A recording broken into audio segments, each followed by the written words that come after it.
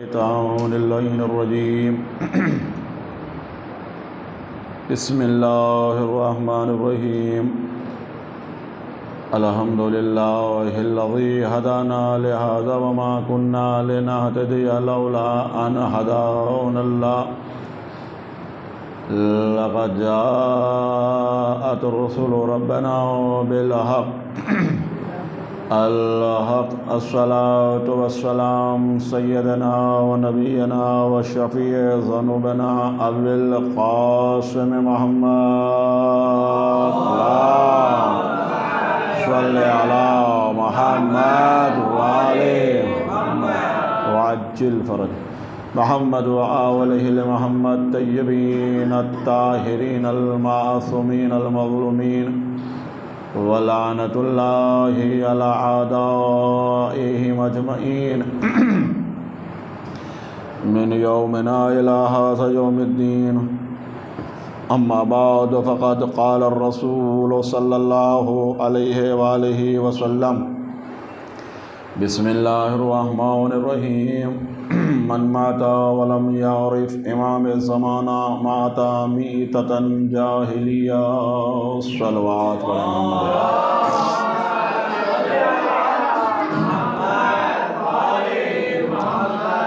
حضرات گرامی قدر، ہمیشہ کی طرح آج بھی آپ حضرات سے گزارش ہے کہ ایک مرتبہ سورہ الحمد اور 3 مرتبہ سورہ توحید کی تلاوت فرما کر یہ خمسہ مجالس دعائے زہرا کے نوجوانان کی جانب سے ہے، ان جوانان کی تمام مرحومین کے لیے اور جو فرش عذاب مومنین ہیں ان سب کے مرحومین کے لیے اور جملہ مرحومین کے لیے سورۃ الفاتحہ.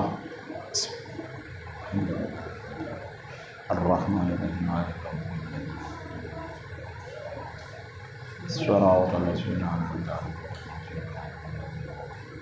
بسم اللہ الرحمن الرحیم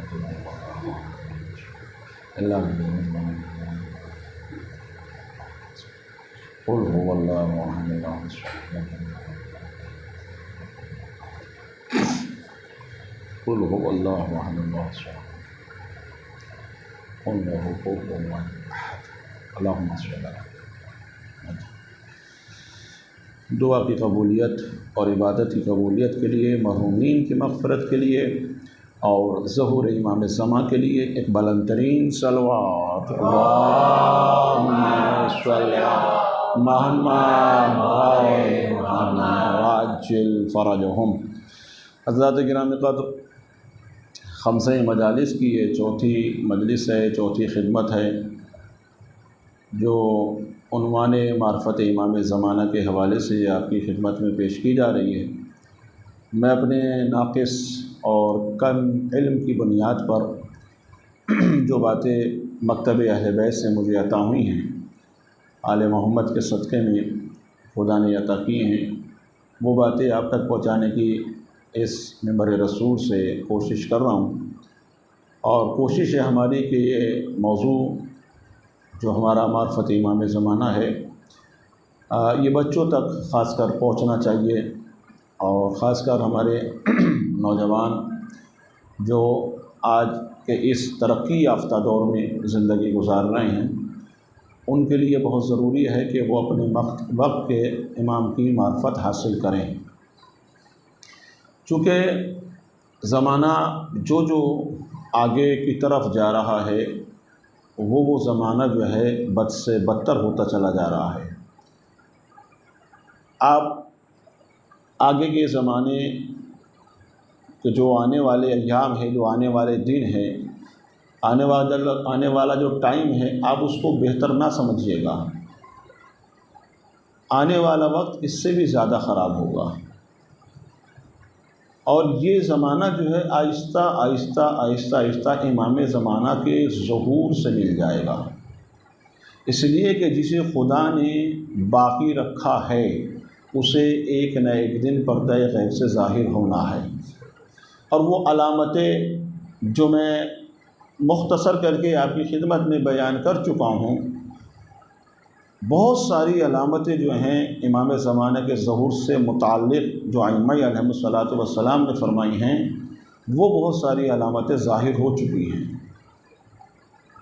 کہ امام کن حالات میں ظہور فرمائیں گے اور وہ حالات جو ہیں زمانے کے کیا ہوں گے۔ ائمہ علیہ الصلوۃ والسلام نے بتایا ہے کہ اتنا برا زمانہ آ جائے گا، اتنا خراب زمانہ ہوگا کہ انسان سے بچے گا، ایک انسان دوسرے انسان کی عزت و آبرو کا دشمن ہو جائے گا۔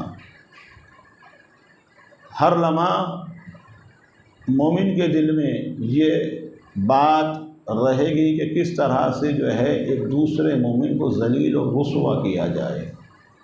یہ زمانہ امام زمانہ کے ظہور کا زمانہ ہوگا، اور یہ باتیں تقریباً معاشرے میں عزیزان گرامی رائج ہو چکی ہیں۔ بہت زیادہ یہ باتیں دیکھنے میں آ رہی ہیں۔ حسد، بغض، تکبر، کینہ انسان کے دل میں اتنا بھر جائے گا کہ اب اس کے دل میں دوسرے برادر مومن کے لیے محبت کی گنجائش ہی نہیں رہے گی۔ یہ صورتحال جو ہے امام کے زمانے کی، ظہور کے زمانے کی ہیں یہ، اور ایک مومن دوسرے مومن پر اعتبار کرنا چھوڑ دے گا، آپس میں خیانتیں شروع ہو جائیں گی، جھوٹ کا بول بالا ہوگا، سچ جو ہے معاشرے سے ناپید ہو جائے گا، معاشرے کے اندر اتنی خرابیاں پیدا ہو جائیں گی کہ انسان جو ہے اگر صبح کو صاحب ایمان نکلے گا اور شام کو جب واپس آئے گا تو وہ اپنا ایمان فروخت کر کے آئے گا۔ علامت ظہور میں سے ہیں، علامت ظہور میں سے یہ باتیں ہیں۔ تو اب ان حالات میں ہم اپنے ایمان کو بچائیں کیسے، اپنے آپ کو مومن بنا کے رکھیں کیسے؟ آپ مجھے مومن کہہ رہے ہیں، میں آپ کو مومن کہہ رہا ہوں، تو یہ جو مومن ہم ایک دوسرے کو کہہ رہے ہیں، تو ادھر ائمہ علیہ الصلوۃ والسلام کہہ رہے ہیں کہ مومن کی حالت یہ ہو جائے گی کہ وہ دوسرے مومن کے وجود کو پسند نہیں کرے گا، جھوٹ کا بول بالا ہوگا، سچ جو ہے ایک دم ختم ہو جائے گا، حق بولنے والے خاموش ہو جائیں گے، علماء کی توہین کی جائے گی، منبر رسول سے جو ہے باطل باتیں پیش کی جائیں گے، علماء کو جو ہے جھوٹا ٹھہرایا جائے گا، اور جھوٹوں کو، داڑھی منڈوں کو جو ہے سربراہ بنایا جائے گا، غریب جو ہے، غریب طبقہ جو ہے وہ امیر طبقے کے ظلم کا شکار ہو جائے گا۔ یہ ساری باتیں جو ہیں علامت ظہور کی ہیں، اور یہ ساری باتیں جو ہیں تقریباً ایک ایک کر کے جو ہے مکمل ہوتی چلی جا رہی ہیں، اس لیے کہ امام زمانہ کو ایک روز پردہ غیب سے آنا جو ہے۔ تو ہماری ذمہ داری کیا ہے؟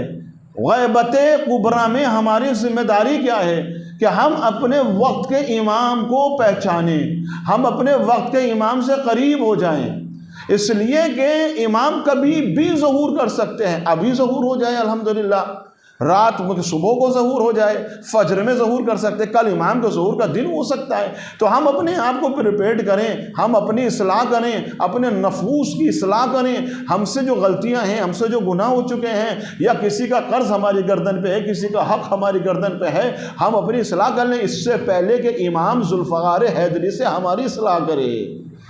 ہمیں چاہیے کہ ہم خود اپنی اصلاح کر لیں۔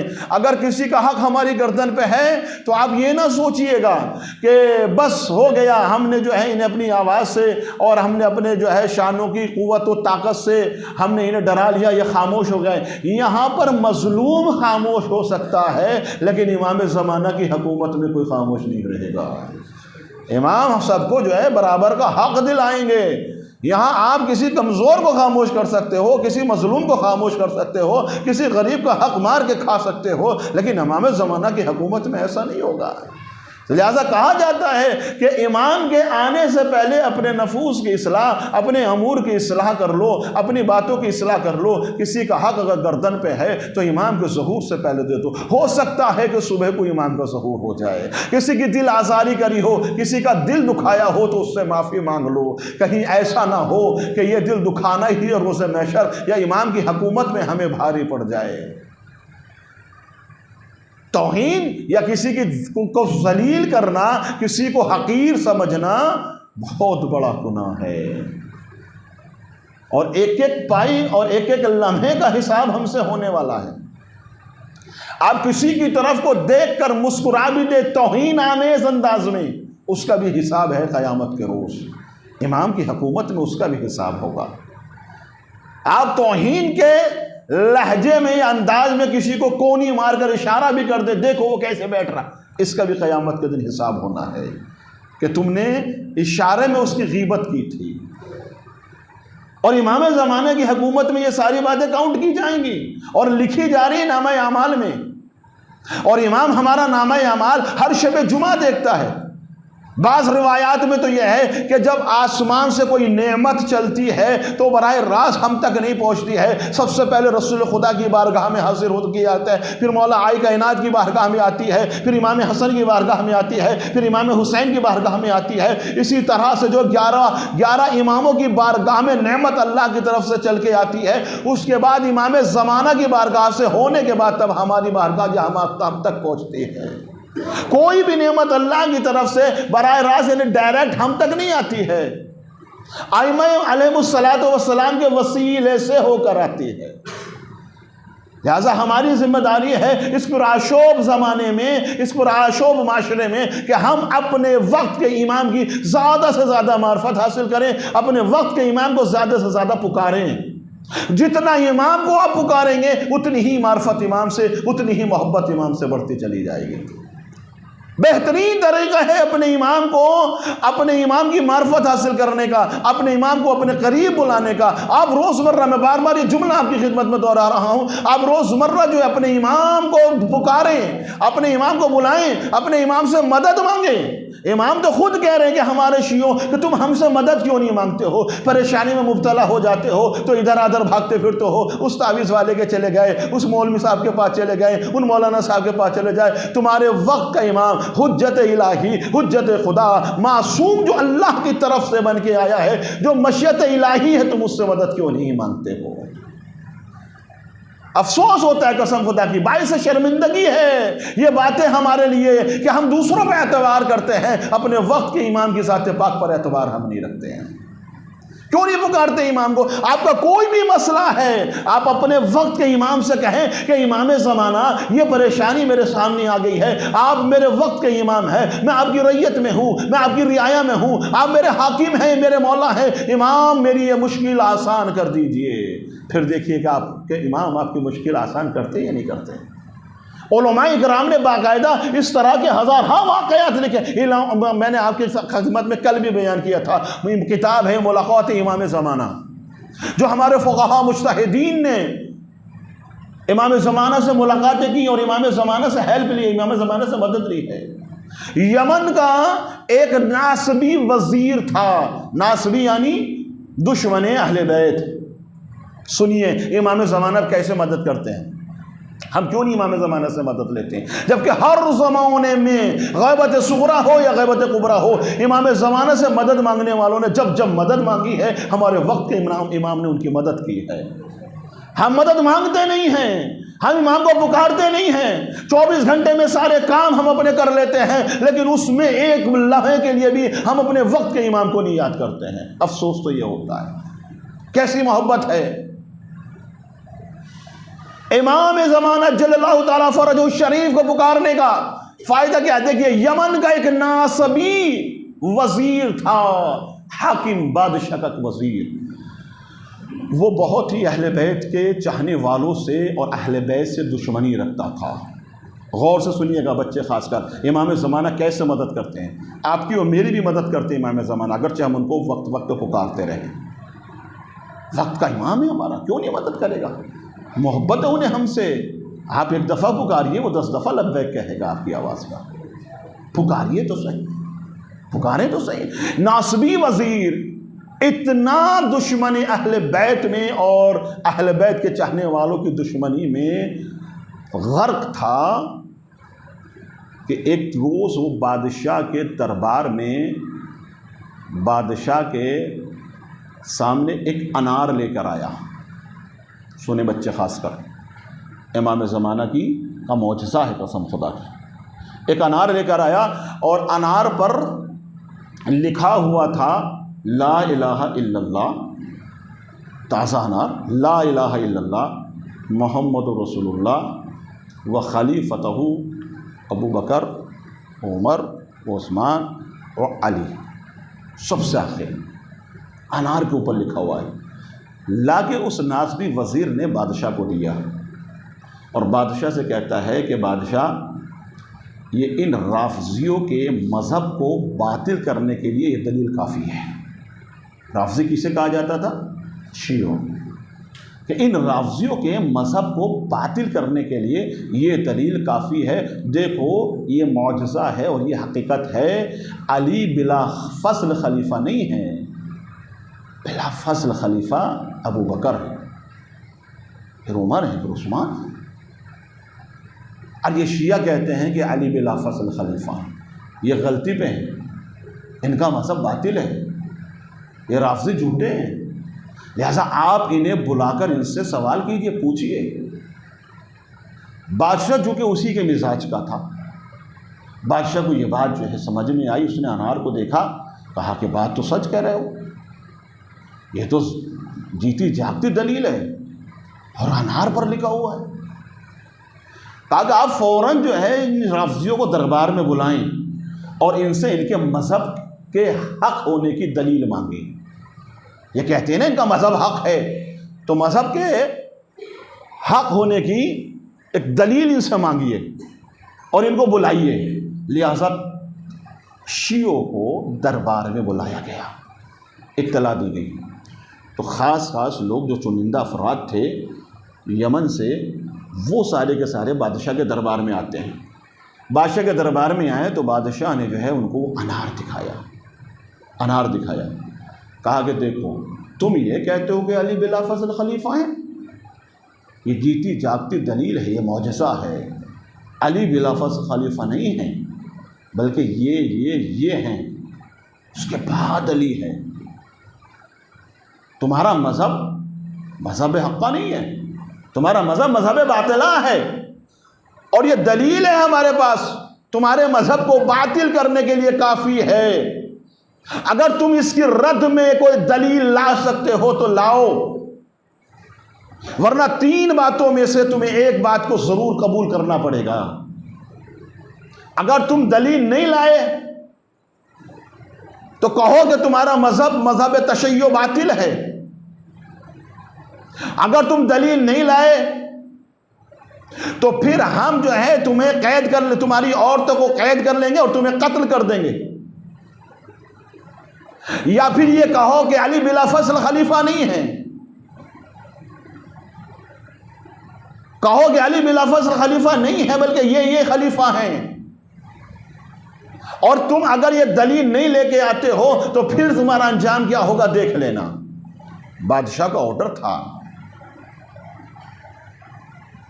تمام اہل تشیع دربار میں کھڑے اس طرح سے کانپنے لگے، یہ آخر ماجرا کیا ہے؟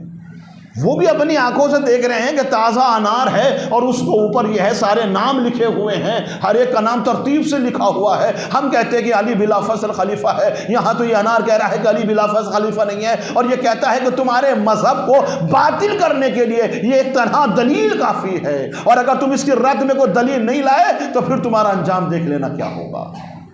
اب سارے اہل تشیع جو ہے بادشاہ کے دربار میں کہتے ہیں کہ بادشاہ تو ہمیں 3 دن کی مہلت دے، ہم اس کی رد میں اگر دلیل لا سکتے ہوں گے تو لائیں گے۔ 3 دن کی مہلت، کہا جاؤ تمہیں 3 دن کا وقت دیا جاتا ہے۔ سارے کے سارے واپس آ گئے، سارے کے سارے اہل تشیع سر جوڑ کر بیٹھ گئے کہ اب اس پر کیا کیا جائے، اس پر کیسے جواب دیا جائے، کیسے جو ہے اس کی دلیل کو رد کیا جائے، کیسے جو بتایا جائے کہ علی بلا فصل خلیفہ ہیں، کیسے بتایا جائے۔ سارے کے سارے جو ہیں اس پر سر جوڑ کر بیٹھ گئے اور آپس میں مشورہ کرنے لگے۔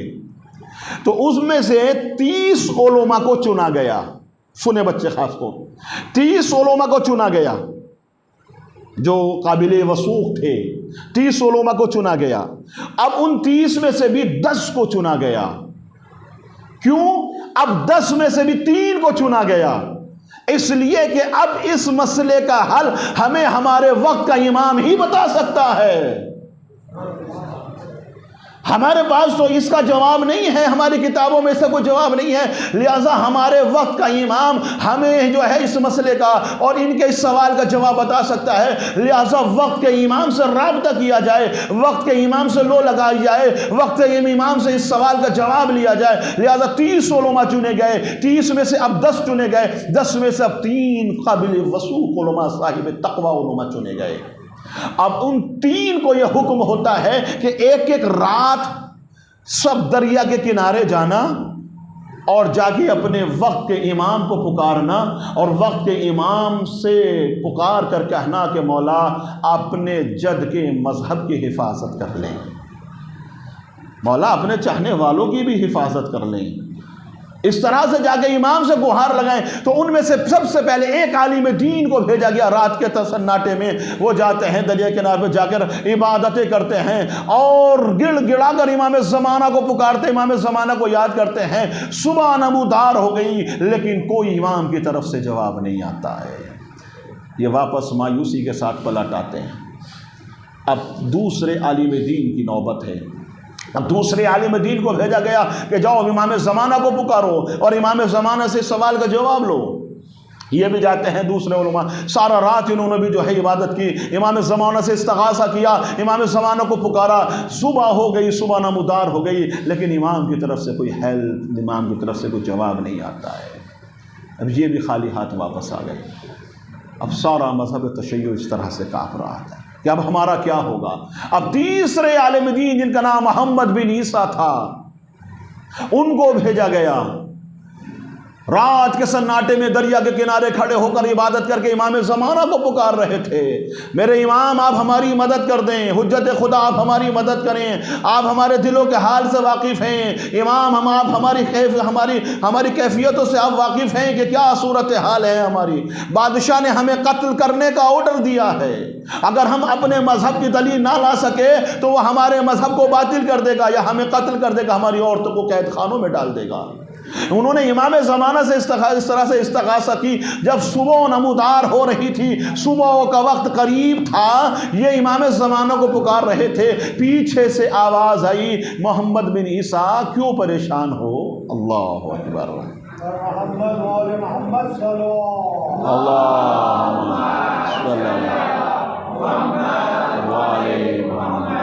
پکارتے نہیں ہم امام کو، لیکن امام امام کو جو پکارتا ہے، امام اس کو آواز پر لبیک کہتے، اس کی مدد کرتا ہے ہمارا امام کو پکارا کہ محمد بن عیسیٰ کیوں پریشان ہو، خیر تو ہے؟ کہا کہ جائیے آپ مجھے ڈسٹرب نہ کیجئے، مجھے اپنے امام سے سروکار ہے، میں اپنے امام سے گفتگو کرنے آیا ہوں، میں اپنے امام سے اپنے دل کا حال بیان کرنے آیا ہوں۔ پیچھے سے آواز آئی، محمد بن عیسیٰ ہم تیرے وقت کے امام ہی ہیں جو تجھ سے پوچھ رہے ہیں۔ اللہ اکبر، میں تیرے زمانے کا امام ہوں۔ بس یہ فوراً پلٹ کے کہتے ہیں، مولا اگر آپ میرے وقت کے امام ہیں تو پھر آپ سے بتانے کی ضرورت نہیں ہے، آپ سارے حالات سے واقف ہیں، مولا آپ ہماری مدد فرما دیجئے۔ ایک ناصبی نے یہ دعویٰ کیا ہے کہ ہمارا مذہب تشیع باطلہ ہے، اس نے دلیل پیش کی ہے، مولا اس دلیل کے جواب میں ہم اسے کیا کہیں؟ مولا نے کہا کہ گھبراؤ نہیں، پریشان مت ہو، ہم تمہاری مدد کرنے کے لیے آئے ہیں۔ مولا بتائیے ہم کیسے جو ہیں اس کو رد کریں؟ کہا دیکھو جب صبح کو دربار میں جانا، میں تم کو بتائے دیتا ہوں۔ دیکھیں امام نے کیسے مدد کی ہے۔ یہ ناصبی جو وزیر ہے، اس کے گھر میں ایک انار کا درخت ہے اور اس کے پاس جو ہے مٹی کا ایک اس طرح کا ایک برتن ہے، مٹی کا برتن ہے، اس کے اوپر جو ہے اس نے اس طرح خلفاء کے نام لکھے ہوئے ہیں۔ جب انار چھوٹا ہوتا ہے تو وہ اس کو انار میں ڈال دیتا ہے، انار بڑا ہوتا چلا جاتا ہے اور اس کا نقش جو ہے وہ انار پر چھپ جاتا ہے۔ یہ حرکت جو ہے، یہ شرارت جو ہے، یہ اس ناصبی وزیر کی ہے۔ اب جب تم جانا تو حاکم سے یہ کہنا، بادشاہ سے یہ کہنا کہ بادشاہ ہم جواب تو لائے ہیں لیکن جواب یہاں دربار میں نہیں دیں گے، جواب ہم اس وزیر کے گھر جا کر دیں گے۔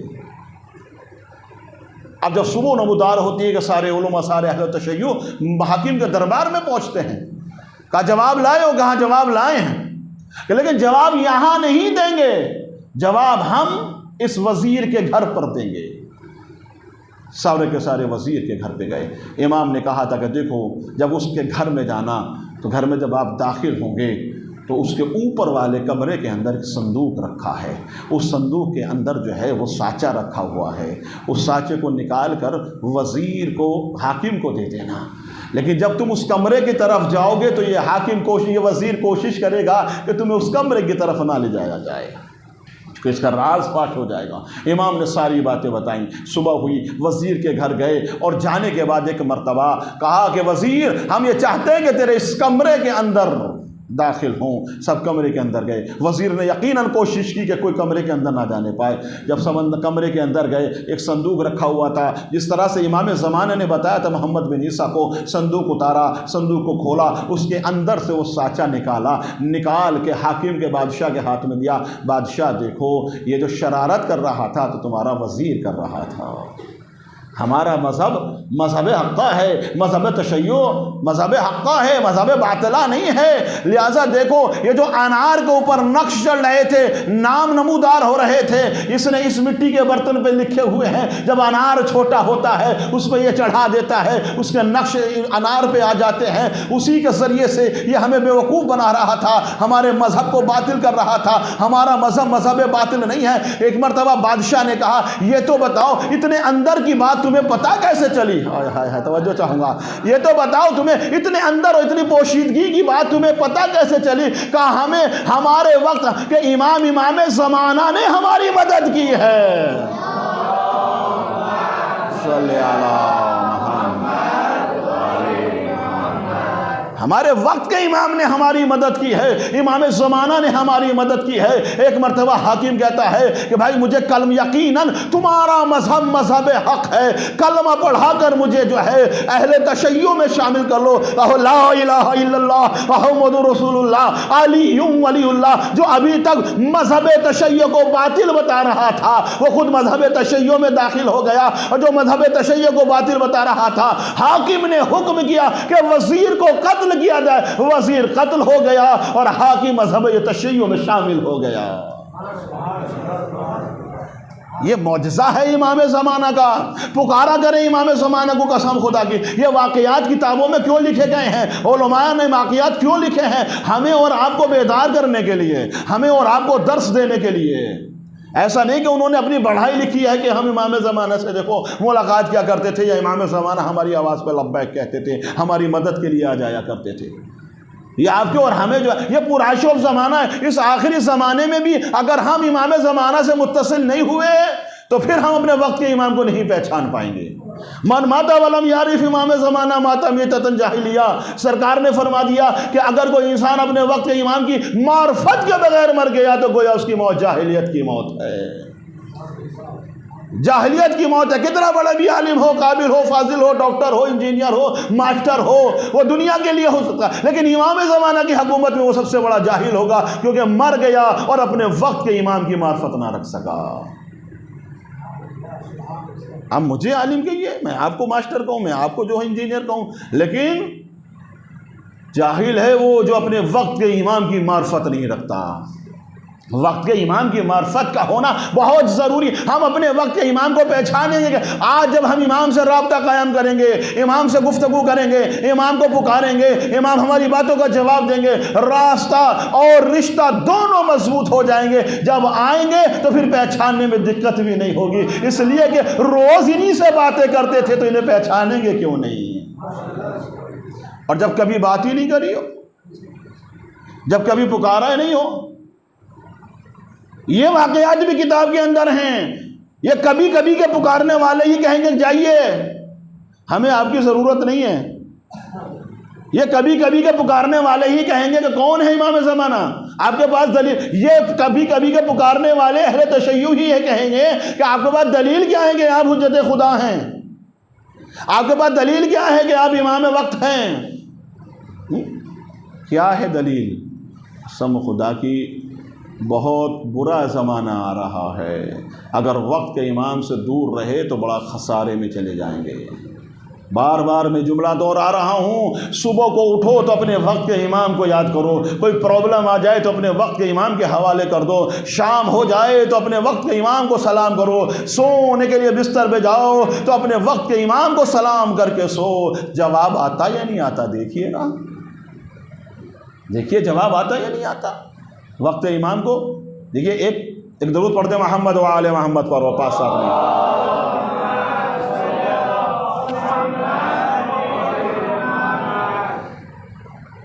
یہ ساری باتیں جو ہیں میں خاص کر میرے بزرگان جانتے ہیں، میں بچوں کے لیے عرض کر رہا ہوں، بچے خاص کر اس موضوع پر توجہ دیں کہ امام زمانہ سے ہمارا رابطہ بہت مضبوط ہونا چاہیے، ایک دم پتھر کی چٹان کی طرح مضبوط ہونا چاہیے۔ امام کی معرفت ہمارے لیے بہت ضروری ہے، واجبات میں سے ہے۔ عقیدہ مہدویت کے اوپر ہزاروں حدیثیں آئی ہیں کتابوں کے اندر، قرآن مجید نے بہت زیادہ اس کے اوپر زور دیا ہے۔ ایک سید عالم دین، دیکھیے ایک چھوٹا سا واقعہ ذہن میں آ گیا، ایک سید عالم دین مسجد کوفہ میں، پڑھوں تھوڑا سا، غور تو نہیں ہو رہے؟ محمد صلی اللہ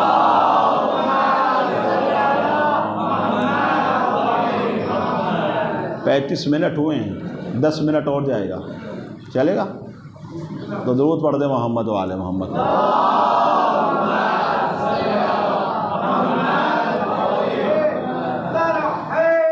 ماشاء اللہ، سید عالم دین مسجد کوفہ کی کسی مسجد میں نماز پڑھایا کرتے تھے۔ ایک دن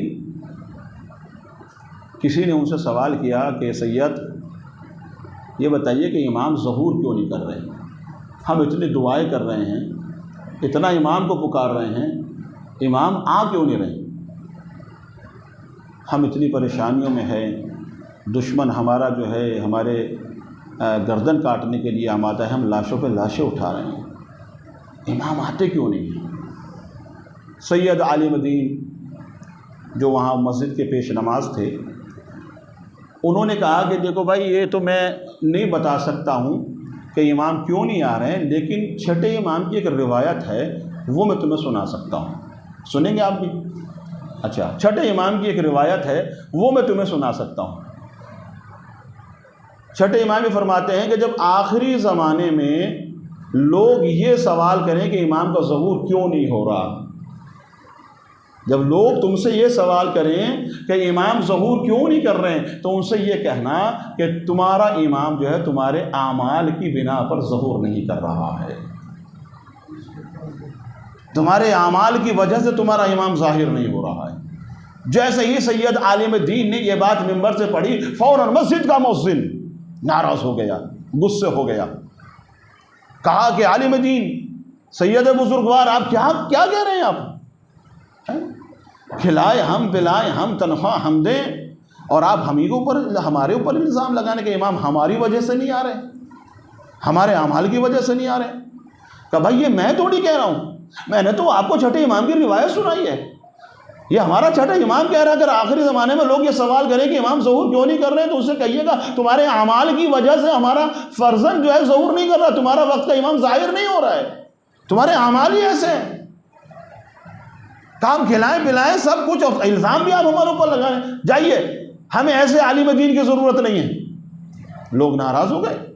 عالم دین نے کہا ٹھیک۔ عالم دین اپنا بستر بودیا اٹھا کے جو مسجد سے چلے گئے، حق بیان کر دیا تھا نا، چلے گئے عالم دین۔ اب رات گزری، صبح ہوئی، بہت جلدی پڑھ رہا ہوں، صبح ہوئی تو دیکھا یہی مؤذن ان عالم بزرگوار کے دروازے پہ کھڑا ہوا دستک دے رہا ہے، دروازہ کھٹکھٹا رہا ہے۔ اب جو انہوں نے دروازہ کھولا، دیکھا تو مؤذن کھڑا ہے، اور فوراً ان کے قدموں میں گر گیا، کہا کہ عالم بزرگوار مجھے معاف کر دیجیے گا، آپ نے صحیح کہا تھا کہ ہمارا امام جو ہے ہمارے اعمال کی بنا پر جو ہے ظہور نہیں کر رہا ہے۔ کیا بھائی کیا بات ہے، خیریت تو ہے؟ کل تو آپ نے اس طرح سے میرے ساتھ گفتگو کری اور بے احترامی کری اور مجھے جو ہے ذلت کے ساتھ مسجد سے نکال دیا، اور آج تو میرے دروازے پہ آ کر مجھ سے معافی مانگ رہے ہو۔ کہا مولانا بات یہ نہیں ہے، آپ نے صحیح کہا، میں غلطی پر ہوں، میں آپ سے معافی مانگنے کے لیے آیا ہوں. آپ نے صحیح کہا کہ ہمارا ایمان جو ہے ہمارے اعمال کی بنا پر ظہور نہیں کر رہا ہے. کہا خیریت تو ہے. کہا مولانا جب آپ چلے گئے مسجد سے، جب رات ہوئی میں اپنے گھر گیا اور جب جا کے بستر پر سویا تو میں نے عالم خواب میں دیکھا کہ امام زمانہ کا ظہور ہو گیا ہے. سنے بچے خاص کر کہ امام ظہور کر چکے ہیں اور ایک اعلان ہو رہا ہے، اعلان ہو رہا ہے بستی کے اندر کہ مومنین اٹھو جاگو، کھڑے ہو جاؤ کہ تمہارے وقت کا امام ظہور کر چکا ہے. جہاں جہاں تک یہ آواز جا رہی ہے لوگ دوڑ دوڑ کے جوک در جوک ایک مجمع لگا ہوا ہے، رش لگا ہوا ہے. میں بھی اس آواز کے پیچھے پیچھے دوڑا کہ دیکھو تو صحیح کہ امام کا ظہور کہاں ہوا ہے، امام کہاں ایک مقام پر جا کے دیکھا کہ مجمع ایک رش ہے، ہجوم ہے، لوگ جوک در جوک امام زمانہ کی زیارت کے لیے آ رہے ہیں. میں بھی اسی مجمع کو چیرتا ہوا جگہ بناتا ہوا امام کے قریب پہنچا. کوئی امام کے ہاتھ کا بوسہ لے رہا ہے، کوئی پیشانی کا بوسہ لے رہا ہے، کوئی سینہ چوم رہا ہے. میں بھی آگے بڑھا، میں نے آگے بڑھ کے امام کے ہاتھوں میں اپنے ہاتھ دیے، امام کے ہاتھ کا بوسہ لیا، امام کو سلام کیا اور ایک جملہ میں نے امام سے کہا، مولا یہ سب آپ کے محب ہیں، مولا یہ سب آپ کے چاہنے والے ہیں، یہ سب آپ کے عاشق ہیں. مولا یہ چاہتے ہیں کہ آپ ہر کسی کے گھر تھوڑے تھوڑے وقت کے لیے جائیں، ہر کوئی آپ کی دعوت کرنا چاہتا ہے. مولا آپ میرے گھر بھی تشریف لائیے گا. مولا نے کہا جلدی نہ کرو، انشاءاللہ ہم سب کے گھر میں آئیں گے، جلدی نہ کرو. مولا آپ میرے گھر میں تشریف لائیے گا. اور مولا کب میرے گھر آئیں گے؟ کہا جلدی نہ کرو، جب ہم آئیں گے تو خود سے تمہارے گھر چلے آئیں گے. کچھ وقت گزرا، یہ عالم خواب میں دیکھ رہا ہے کہ ٹائم گزرا. یہ کہتا کہ ایک روز میں اپنے گھر کے صحن میں بیٹھا ہوا تھا تو میرے گھر کے دروازے میں دستک ہوئی. جب میں نے دروازہ کھولا دیکھا تو زہرا کا لال امام وقت حجت خدا کھڑا ہوا ہے. وقت کا امام ہمارے دروازے میں کھڑا. میں نے دروازہ کھولا، میں نے امام کو سلام کیا اور سلام کر کے میں نے امام سے کہا امام اندر تشریف لائیے، امام اندر تشریف لائیے. میں نے امام کو اندر لیا اور صحن میں کرسی ڈالی اور امام کو بٹھا دیا. امام کرسی پر بیٹھ گئے. اب امام کوئی کلام نہیں کرتے، میرا امام خاموش ہے. میں آگے بڑھا، میں نے کہا مولا آپ کے لیے کیا لاؤں، پانی لاؤں، چائے لاؤں، ناشتہ لاؤں؟ مولا آپ جب آ رہے تھے تو تھوڑا سا آنے کا اشارہ کر دیتے تو میں آپ کے لیے بہت کچھ چیزوں کا اہتمام کر دیتا. امام نے کہا ہمیں کسی چیز کی ضرورت نہیں ہے، ہمیں کسی چیز کی ضرورت نہیں ہے. امام ابھی خاموش ہیں. امام بیٹھے ہوئے ہیں گھر کے صحن میں اور اس کے گھر کی چیزوں پہ ایسے نگاہ ڈال رہے ہیں. ایسے امام کی نظریں اس طرح سے گھوم رہی ہیں. اب امام کا سب سے پہلا سوال ہے مؤذن سے، مؤذن یہ بتاؤ کہ تمہاری تنخواہ کتنی ہے؟ اللہ اکبر. کہا مولا آپ تو جانتے ہیں بہت مختصر سی تنخواہ ہے. کہا کہ تو پھر اتنی مختصر سی تنخواہ میں اتنا سامان کہاں سے جمع کیا ہے؟ اللہ، حساب ہونا ہے، خدا سے پہلے خدا کا نمائندہ حساب کرے گا. کہا تم نے اتنی مختصر سی تنخواہ میں اتنا سامان کیسے جمع کیا ہے، کہاں سے لائے ہو؟ خاموش ہو گیا. وقت کے امام کے سامنے جھوٹ نہیں بول سکتا ہے، جھوٹ نہیں بول سکتا ہے. کہا اتنا سامان کہاں سے جمع کیا تم نے، کہاں سے آیا جب تمہاری تنخواہ اتنی مختصر سی ہے؟ خاموش ہے. دیکھیے امام حساب کرے گا. طلحہ اور زبیر جو ہے مولا کائنات سے اسی لیے الگ ہو گئے تھے. زبیر کون ہے؟ مولا کائنات کا پھوپھی سات بھائی.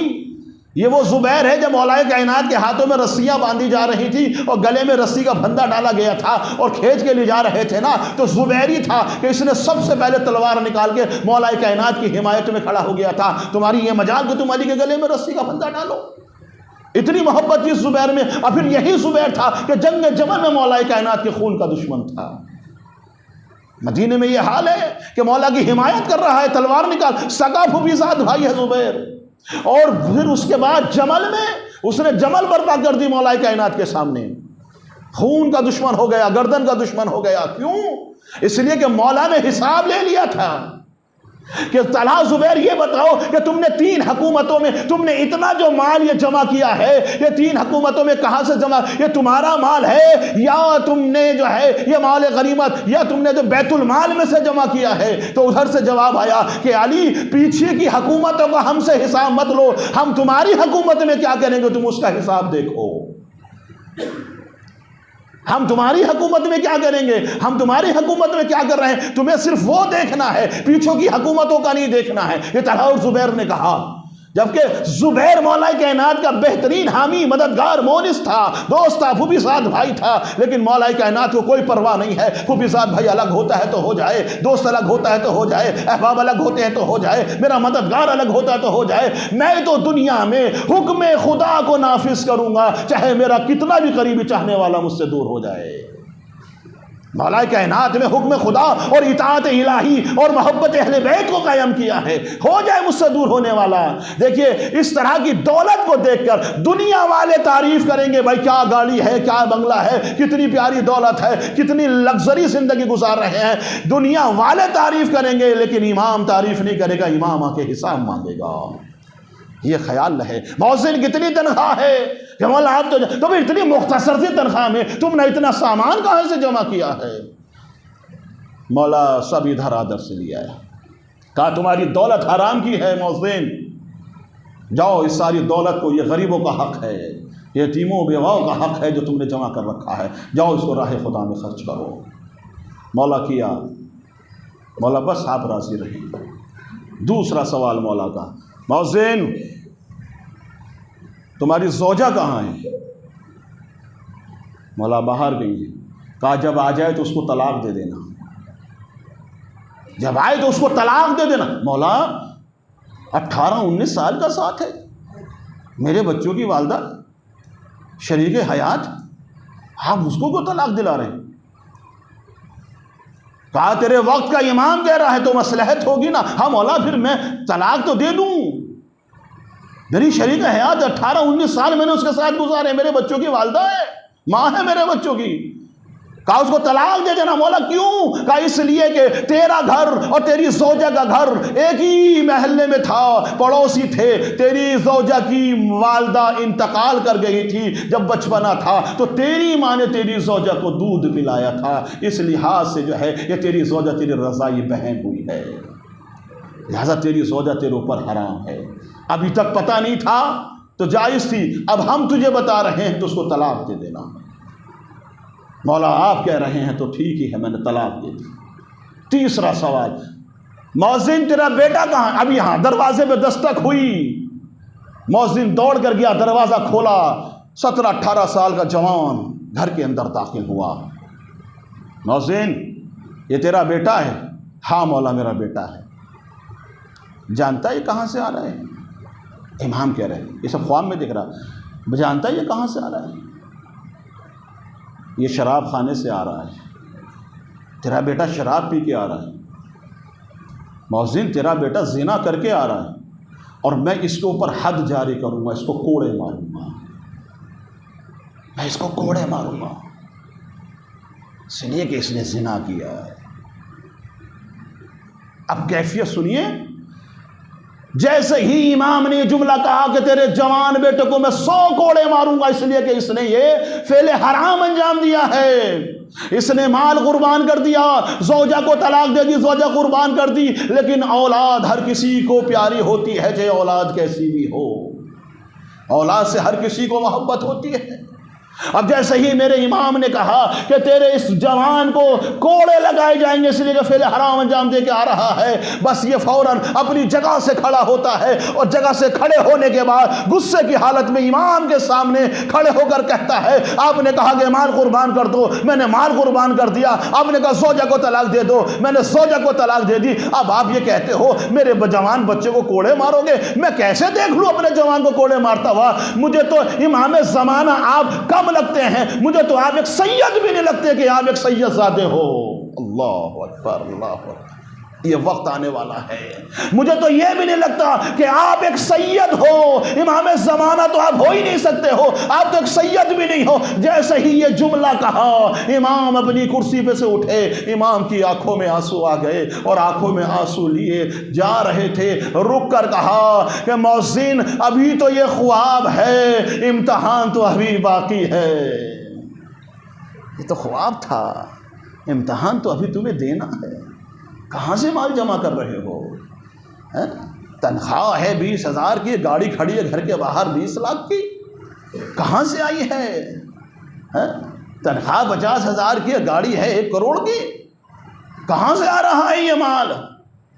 یہ تو امام زمانہ حساب کرنے کے لیے آمادہ ہے، تیار ہے کہ ہم ایک ایک پائی کا تم سے حساب لیں گے۔ مؤذن یہ تو خواب تھا، ابھی تو اصل و حقیقت کا امتحان باقی ہے۔ میرے ظہور کا انتظار کرو، میں سب کا امتحان لینے والا ہوں۔ درود پڑھ دے محمد و آل محمد و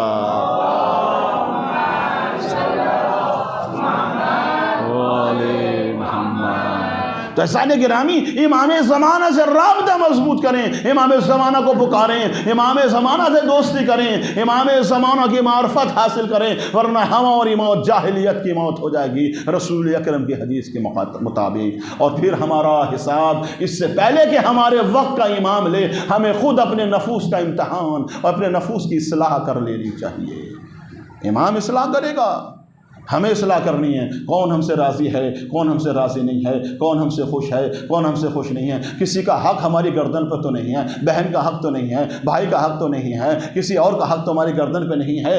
ادا کر دو اس سے پہلے کہ امام زمانہ ذوالفقار حیدری سے گردنیں اڑا دے، قسم خدا کی کر دو ادا۔ کسی کے دل آزاری ہوئی ہے تو اس سے معافی مانگ لو، اس سے پہلے کہ فجر کے بعد کل صبح انشاءاللہ امام زمانہ کا ظہور ہو جائے، اس سے پہلے فون کریں۔ اگر کسی کا حق ہے تو معافی مانگ لیں، کسی کی دل آزاری ہوئی ہے تو معافی مانگ لیں، والدین سے کے شان میں گستاخی ہوئی ہے تو ان سے معافی مانگ لیں۔ قضائے نمازیں، اب مولا کائنات فرماتے ہیں کہ اپنی ہر نماز کو اپنی زندگی کی آخری نماز سمجھ کے پڑھو۔ تمہیں نہیں پتا خدا تمہیں دوسری نماز تک پہنچنے کی مہلت دے گا یا نہیں دے گا، لہٰذا تمہاری کوئی نماز قضا نہیں ہونی چاہیے۔ ہر نماز زندگی کی تمہاری آخری نماز ہونی چاہیے۔ فجر پڑھیے تو بس سمجھ لینا کہ یہ آخری نماز ہے، پتہ نہیں ظہر تک جائیں گے یا نہیں جائیں گے۔ قضا اگر ہو گئی تو حساب کیسے دو گے؟ امام زمانہ آنے والا ہے۔ پروردگار ہم سب کو امام زمانہ کی معرفت عطا فرمائے، امام زمانہ کے قریب ہونے کی ہمیں توفیق عطا فرمائے، اور اس سے پہلے کہ امام ہمارا حساب کرے، ہمارے نفوس کی اصلاح کرے، خدا ہمیں ہمارے نفسوں کی اصلاح کرنے کی توفیق عطا فرمائے۔ آج بھی ہمارا وقت کا امام بے قرار ہے، پریشان ہے۔ بس 2 جملے مصائب کے سن لیں۔ پریشان حال ہے ہمارے وقت کا امام، آنے کے لیے بے قرار ہے، مضطر ہے، چاہتا ہے کہ اپنے چاہنے والوں کے قریب جائے۔ اللہ اکبر، آج بھی خون کے آنسو رو رہا ہے۔ کیوں؟ وہ انتقام خون امام حسین لینے والا ہے، اپنے جد مظلوم کے قاتلوں کو قتل کرنے والا ہے، پریشان ہے۔ اللہ اکبر، جب وہ آئے گا تو ذوالفقار حیدری لے کر آئے گا، خالی ہاتھ نہیں آئے گا۔ اللہ اکبر، صدارو، امام حسین علیہ السلام کربلا کے میدان میں جس وقت ہر ایک شہید ہو گیا، ایک سپاہی بچا ہے حسین کا بھی خیمے میں، صاحب اولاد ہیں، بس آنکھیں نم ہو جائیں تاکہ حق کے مجلس ادا ہو جائے۔ ایک سپاہی امام کا خیمے میں ہے، جس وقت سرور کائنات نے خیمے کے باہر کھڑو کر آواز دی، حل من ناصر ینصرنا، ہے کوئی جو میری مدد کرے؟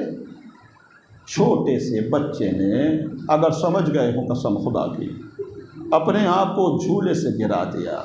اللہ اکبر، خیمے میں کوہرام برپا ہوا، رباب آگے بڑھی، بچہ جھولے سے گر گیا، ماں کا کلیجہ تھا کانپ گیا، دوڑ کے بچے کی اپنی آغوش میں لیا۔ زینب و کلثوم نے رونا شروع کر دیا، حسین کے کانوں میں رونے کی آواز گئی تو فرزند زہرا نے ایک جملہ کہا، زینب ابھی حسین زندہ ہے، یہ رونے کی آوازیں کیسی بلند ہو رہی ہیں؟ اللہ اکبر۔ بھیا آپ نے اپنی مدد کا جو نعرہ بلند کیا، علی اصغر نے اپنے آپ کو جھولے سے کرا دیا۔ رباب میں جانتا ہوں کہ تیرا بچہ بھی 3 دن سے پیاسا ہے، تمہارا دودھ بھی خشک ہو گیا، لاؤ میں تمہارے بچے کو پانی پلا لاؤں۔ اللہ اکبر۔ بچے کو آغوش میں لیا، ابا کا دامن ڈھکا، لے کے مقتل میں آئے، فوج عادت سے مخاطب ہو کے گئے، اے صاحب اولاد، کیا تم میں کوئی صاحب اولاد نہیں ہے؟ کیا تم میں کوئی صاحب اولاد نہیں ہے؟ دیکھتے نہیں ہو کہ میرا بچہ پیاسا ہے، میرے اس ننھے سے بچے کو پانی پلا دو۔ اللہ اکبر۔ کوئی آواز نہیں آتا؟ تو امام حسین نے حجت تمام کرنے کے لیے جناب علی اصغر سے مخاطب ہو کے کہا، میرے لال شاید یہ سمجھ رہے ہیں کہ میں تمہارے بہانے سے پانی پی لوں گا، لاؤ میں تمہیں تنہا چھوڑ دیتا ہوں، شاید یہ تمہیں پانی پلا دیں، انہیں تمہارے اوپر ترس آ جائے۔ امام حسین نے پھول جیسے بچے کو جلتی ہوئی ریت پر لٹا دیا ہو۔ جب کوئی جواب نہ آیا تو مولا نے کہا کہ میرے لال حجت تمام کرو، تم علی مرتضیٰ کے پوتے ہو، اپنی خشک زبان کو کھوٹوں پہ پھراؤ۔ اللہ اکبر۔ حسین نے آگے بڑھ کے بچے کو پھر اپنی آغوش میں لیا۔ ادھر ایک مرتبہ ملعون عمر ساتھ چلایا ہو، اور ملا کیا سن رہا ہے، حسین کے کلام کو منقطع کر دے۔ ایک مرتبہ شمر نے جو ہے چنہ کمار پہ تیر چڑھایا، جب تیر سے علی اصغر کا نشانہ لیتا ہے تو نشانہ چوک جاتا ہے۔ عمر ساتھ کہتا ہے کیا ہو رہا ہے، نشانہ کیوں چوک رہا ہے؟ ایک مرتبہ حرملہ کہتا ہے کہ جب میں اس بچے کا نشانہ لیتا ہوں تو رباب کو دیکھتا ہوں تو خیمے کے در پر ایک بچی کھڑی ہوئی کہتی ہے، حرملہ میرے بھائی نے تیرا کیا بگاڑا ہے جو میرے بھائی کو شہید کر رہا ہے؟ اللہ اکبر۔ لو عزیزو، اے صاحبانی اولاد، جملہ سنے کہ ایک تیر چلا، گویا کہ علی اصغر کی موت چلی۔ ادھر 3 بار کا تیر چلا، امام کے بازو پہ لگا، علی اصغر کا گلا چھتا، باپ کے ہاتھوں میں بچہ منقلب ہوا۔ ایک مرتبہ ماں خیمے سے چلائی، میرے لال خبردار، باپ کے اوپر کوئی آنچ نہ آئے۔ علی اصغر نے پلٹ کر دیکھا تو باپ کا بازو چھد چکا تھا، باپ کا بازو زخمی ہو گیا تھا۔ شاید علی اکبر نے اپنے بابا سے بے زبان بابا سے کہا، بابا اماں سے جا کر شکایت نہ کرنا کہ آپ کا بازو چھد گیا، آپ زخمی ہو گئے، بس اتنا کہہ دینا رباب تیر بڑا تھا گلا چھوٹا تھا، تیر بڑا تھا گلا چھوٹا تھا، اس لیے میرا ہاتھ زخمی ہو گیا۔ علی اصغر باپ کے ہاتھوں پر منقلب ہو گیا۔ الا لعنت اللہ علی القوم الظالمین وسیعلم الذین ظلموا ای منقلب ينقلبون انا للہ و انا الیہ راجعون۔ بار اللہ ہماری اس عبادت کو اپنی بارگاہ میں قبول فرما، بیمار ہیں انہیں شفاء کامل و عاجلہ